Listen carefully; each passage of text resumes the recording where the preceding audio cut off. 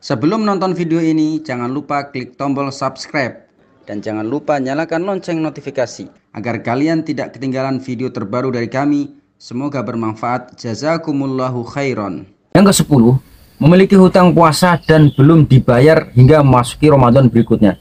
Jadi kalau apabila ada seorang muslim, dia memiliki hutang puasa tapi belum dibayar, ternyata masuk Ramadan lainnya, maka kata para ulama ya, maka dia wajib membayarnya ya, dilakukan setelah melaksanakan puasa yang saat itu dia dapati.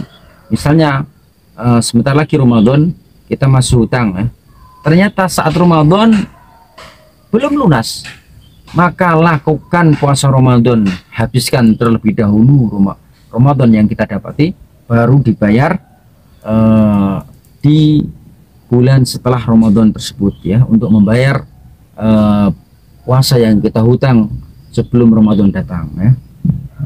Kemudian ada juga ulama ya yang memberikan catatan ya, apabila dia menunda puasa atau menunda membayar puasa ini karena bukan alasan syar'i ya, jadi tidak ada alasan syar'i, misalnya malas ya, maka bukan hanya membayar puasanya tapi wajib juga membayar kafarah atau denda. Ini sebagaimana pendapat Imam Malik, Imam Syafi'i rahimallahu taala. Jadi walaupun ada juga pendapat ulama yang mengatakan membayar puasa doang dan tidak membayar kafarat, ini pendapat Hasan Al-Basri. Tapi pendapat Imam Malik Asy-Syafi'i, kalau menundanya karena malas, jadi tidak ada udzur syar'i, maka dia membayar puasa plus membayar kafarat atau denda. Wallahu alam. Kemudian selanjutnya ya, lupa berjima dalam keadaan puasa. Ya, bisa jadi orang lupa ya, jima hubungan badan dalam kondisi puasa. Kata ulama ya, dikatakan ya, Imam Syafi'i dan Imam Abu Hanifah berpendapat tidak wajib qadha, puasanya tetap sah dan tidak membayar kafarat atau denda. Jadi kalau lupa jima maka tidak wajib qadha dan puasanya tetap sah. Adapun Imam Malik berpendapat wajib qadha dan puasanya batal ya. Sedangkan Imam Ahmad dan ahlu zahir wajib qadha, yaitu batal puasanya dan membayar kafarat. Jadi kesimpulannya adalah pendapat yang mendekati kebenaran adalah pendapat Imam Syafi'i dan Imam Abu Hanifah rahimahullah taala, bahwa apabila seseorang ternyata lupa dia ya, karena orang lupa ya, di luar keinginannya dia jima, maka dia tidak wajib qadha dan sah puasanya. Wallahu alam. Kemudian 12 ya, pertanyaan yang 12, mimpi di siang hari pada bulan Ramadan dan keluar mani ya, bagaimana hukumnya? Mimpi di siang hari di bulan Ramadan ya, keluar maninya, maka ini tidak membatalkan puasa, karena orang yang tidur tidak sengaja ya, tidak sengaja ingin mengeluarkan air maninya, maka ini dimaafkan ya. Jadi tidak ada masalah apabila seorang muslim mimpi di siang hari dan keluar mani, maka tetap melanjutkan puasanya dan puasanya sah. Selanjutnya adalah menelan dahak. Ini pertanyaan ketiga, apa hukumnya ya, kadang orang ada dahak saat puasa dan ditelan. Maka jawabannya adalah haram bagi orang yang berpuasa dan selainnya, karena dahak itu menjijikkan dan terkadang membawa beberapa penyakit ya. Jadi ada ulama ya yang mengatakan tidak boleh menelan dahak, ini menjijikkan baik dalam kondisi puasa maupun tidak. Tetapi sebagian ulama ya merojihkan menelan dahak tidak membatalkan puasa walaupun ia sudah sampai ke mulut ya, karena ia belum keluar dari mulutnya dan menelannya pun tidak terbilang makanan maupun minuman. Jadi sebagai ulama, dan ini adalah pendapat yang rojih, menelan dahak tidak membatalkan puasa walaupun dia sudah sampai ke mulut ya. Jadi kalau sudah di mulut, dahak ditelan tidak ada masalah selama belum keluar dari mulut. Ini pendapat yang kuat menurut para ulama. Kemudian selanjutnya, wafat meninggalkan hutang puasa. Ini pertanyaan ke-14, bagaimana seorang muslim ya, seorang muslimah wafat dan memiliki hutang puasa, maka walinya mengqadha untuk ya untuknya, jadi diqadha berdasarkan hadis Nabi SAW, barang siapa mati dengan meninggalkan hutang puasa maka walinya berpuasa untuknya ya. Tapi ada juga sebagian pendapat ulama ya, tidak wajib mengqadhanya kecuali puasa nazar. Jadi ada ulama juga ternyata kalau orang meninggal dan punya hutang puasa nggak perlu dibayar kecuali adalah puasa nazar. Tapi alangkah baiknya tidak ada masalah ya dibayarkan, karena adalah utang kepada Allah Ta'ala. Yang ke-15 pertanyaannya, awal masuk masjid bagi orang yang beriktikaf ya, ini kapan ya, dan keluarnya itu kapan? Maka jawabannya ya, orang yang nazar atau itikaf di hari tertentu atau ia hendak itikaf di 10 hari terakhir bulan Ramadan, maka menurut as-sunnah ia harus masuk setelah sholat subuh. Tentu ini bicara masalah itikaf yang sifatnya adalah muqayyad, karena itikaf itu kan ada yang mutlak. Mutlak itu ya orang kapan saja nggak dibatasi, ya. Jadi bukan itikaf yang Rasul anjurkan 10 hari full, atau bukan itikaf nazar. Yang kita bahas adalah itikaf yang nazar dan yang 10 hari full berdasarkan hadis Nabi. Kapan ia masuk untuk awal itikaf? Maka dia harus masuk ya setelah sholat subuh di awal hari-hari yang dia nadarkan atau yang dia hendaki, misalnya di hari ke-21 Ramadan. Jadi sudah masuk ke 21 Ramadan, subuhnya itulah dia mulai untuk masuk.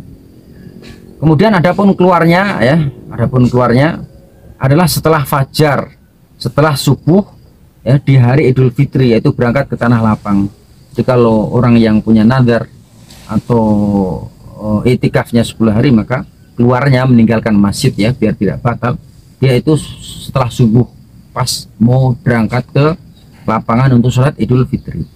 Yang ke-16, menggunakan pil pencegah haid. Ini juga ditanyakan ya, karena kadang orang khusus perempuan itu pengen sekali puasa biar dapat pahala besar, akhirnya dia menelan pil pencegah haid. Bagaimana hukumnya? Kata seorang ulama ya, menurut pendapat saya menggunakan pil ya, ini sebagaimana fatwa Syekh Utsaimin, menurut pendapat saya menggunakan pil ya ini baik di bulan Ramadan maupun bulan lainnya dilarang, karena terbukti ya bagi saya, kata beliau, keterangan para dokter bahwa pil pencegah haid sangat membahayakan bagi perempuan, dan setiap yang membahayakan hukumnya dilarang, karena Rasul bersabda ya, jangan ada yang membahayakan dan jangan ada yang saling membahayakan. Ini pendapat Syekh Utsaimin rahimahullah. Tapi setelah saya baca di kitab beliau yang lain, beliau mengatakan apabila dokter memang betul-betul merekomendasikan, boleh. Dan yang kedua adalah harus sesuai dengan rekomendasi dan izin suaminya. Selanjutnya, hukum memandang wanita terus-menerus kemudian keluar mani, dan hukum berhail sehingga keluar mani. Bagaimana hukumnya? Kalau memandang wanita terus-menerus ya, maka puasanya batal dan rusak, karena itu adalah merupakan kesengajaan. Adapun menghayal, hukumnya tidak batal ya, karena dalam hadis Nabi SAW, sesungguhnya Allah memaafkan umatku dari apa yang dikatakan hatinya selama ia tidak memperbuatnya atau memperbincangkannya. Jadi kalau menghayal ini, kata para ulama, itu tidak ada masalah ya, karena memang sesuatu yang kadang datang tiba-tiba tidak disengaja. Selanjutnya 18 ya, wanita hamil dan menyusui. Maka para ulama beda pendapat ya. Yang pertama qadha dan fidyah. Jadi kalau ada wanita yang hamil menyusui tidak puasa, yang pendapat pertama qadha dan fidyah, di qadha lalu fidyah. Ini pendapat Imam Malik, Imam Syafi'i dan Imam Ahmad. Namun menurut madhab Syafi'i dan Hambali tidak puasa karena takut atas dirinya ya. Itu maksudnya takut saya doang, misalnya kalau puasa khawatir sakit ya. Maksudnya anaknya, kalau anaknya dia tidak khawatir ya, maka hanya kodok saja. Jadi dia takut dengan dirinya sendiri ya. Maka ini kodok saja. Ini adalah pendapat Imam Auza'i, Ats-Tsauri, Abu Hanifah ya. Ada juga ulama ya mengatakan, ini pendapat ketiga, fidyah saja. Ini pendapat Ibnu Abbas, Ibnu Umar dan Ishaq ya. Pendapat keempat ya, kodok bagi wanita hamil dan fidyah bagi wanita menyusui. Ini adalah pendapat Imam Malik dan disandarkan juga kepada Imam Syafi'i. Adapun pendapat kelima, tidak ada qadha dan tidak ada fidyah. Ini adalah madhab Ibnu Hazm. Tapi kalau kita ringkas di dalam kitab-kitab para ulama, ternyata intinya gini: kalau memang seorang wanita yang hamil dan menyusui tidak puasa, takut pada dirinya saja, perhatikan, takut dirinya saja, takut misalnya sakit, atau takut dirinya dan anaknya, ya dirinya dan anaknya, maka dia hanya mengqadha tanpa membayar fidyah. Tapi kalau takut kepada anaknya saja, misalnya Pak Ustadz, saya kuat puasa, tapi kalau anak saya, kalau saya kuat Pak Ustadz ya, kalau diri saya, tapi khawatir anak saya, ini dia khawatir anaknya saja, maka dia wajib mengqadha dan membayar fidyah. Ini kesimpulan dari para ulama. Yang ke-19 ya, pertanyaannya, Pak Ustadz, bagaimana tanda-tanda Lailatul Qadar? Bahkan ada orang yang mengira bahwa Lailatul Qadar ini, yang dapat Lailatul Qadar wajahnya misalnya ada tandanya. Tidak ada, tapi tanda-tanda secara umum berdasarkan hadis ya. Yang pertama, malam itu cuaca sangat cerah. Yang kedua, malam itu lebih bercahaya. Yang ketiga, seorang mukmin merasakan ketenangan dan kelapangan dada melebihi malam-malam lainnya. Jadi dadanya tenang, berbeda dengan malam yang lainnya. Yang kelima, terkadang Allah memperlihatkan Lailatul Qadar kepada seorang lewat mimpinya. Kadang ya. Yang keenam, seorang merasakan kelezatan dalam beribadah jauh melebihi apa yang dirasakannya pada malam-malam lainnya. Jadi lezat sekali dalam beribadah. Yang ke-20, bagaimana melafadzkan niat puasa? Ini juga pernah ditanyakan. Imam Taqiyuddin Al-Hishni, seorang ulama besar Syafi'i, tidak sah puasa kecuali dengan niat berdasarkan hadis Nabi. Niat tempatnya di hati, tidak disyaratkan melafadzkannya, dan tidak ada perselisihan ulama dalam hal ini. Niat wajib dilaksanakan setiap malamnya. Ini adalah qaul ulama besar mazhab Syafi'i dalam kitab Kifayatul Ahyar, yaitu Imam Taqiyuddin Al-Hishni rahimahullah ta'ala. Yang ke-21, penetapan Lailatul Qadar itu bagaimana atau kapan terjadinya? Maka para ulama ini berbeda pendapat dalam masalah ini ya. Sama-sama Imam Ibnu Hajar Al-Asqalani rahimahullah ta'ala menyebutkan ada 40 pendapat ya kapan terjadinya Lailatul Qadar ya. Yang intinya adalah ya, tidak perlu menyibukkan dengan kapan terjadinya, tapi kita mencari dan berusaha untuk melakukan amal di malam-malam yang ganjil, karena ada keumuman hadis Nabi SAW. Walaupun ada hadis-hadis yang lebih khusus di malam 27, 25, 21, tapi intinya setiap masuk 10 terakhir di bulan Ramadan kita berusaha untuk beramal soleh ya. Mungkin dengan etikaf ya, biar maksimal, karena kalau kita beribadah mencari Lailatul Qadar di rumah ini banyak godaan, atau di jalan-jalan banyak godaan, tapi di masjid adalah sesuatu yang paling baik. Walaupun Lailatul Qadar didapatkan tidak harus di masjid, tapi insya Allah dengan di masjid lebih maksimal ya. Terakhir, pembatal etikaf. Jadi ada orang yang etikaf ya. Tentu etikaf di sini adalah etikaf yang dimaksud adalah yang muqayyad, etikaf nadar atau etikaf 10 hari sebagaimana hadis Nabi SAW. Kalau bicara etikaf mutlak ya mungkin dia datang malamnya doang, paginya batal, atau datang malam itu pun 1 jam. Kita tidak bahas itu karena dia sudah batal terus.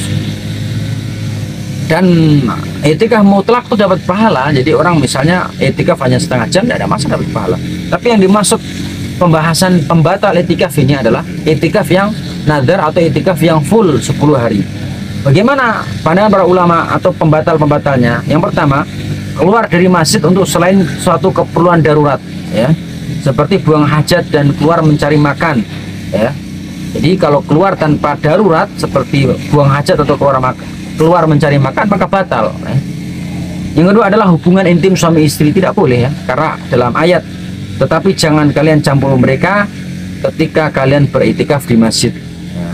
Yang ketiga adalah hilang akal, ketika seseorang sudah nadar etikaf lalu dia etikaf ternyata hilang akal, mungkin melakukan sesuatu yang mungkin ada faktor-faktor yang membuat hilangnya akal. Yang keempat, haid dan nifas bagi wanita, karena keduanya tidak boleh berdiam di masjid. Yang kelima adalah murtad ya. Ini adalah pembatal etikaf yang perlu diperhatikan bagi orang yang etikaf nazar atau etikaf 10 hari yang berdasarkan hadis Nabi SAW. Inilah 22 pertanyaan ringkas seputar Ramadan yang ini sering ditanyakan kepada kita, dan mudah-mudahan bermanfaat. Semoga Allah menerima semua amal kita di bulan Ramadan. Assalamualaikum warahmatullahi wabarakatuh.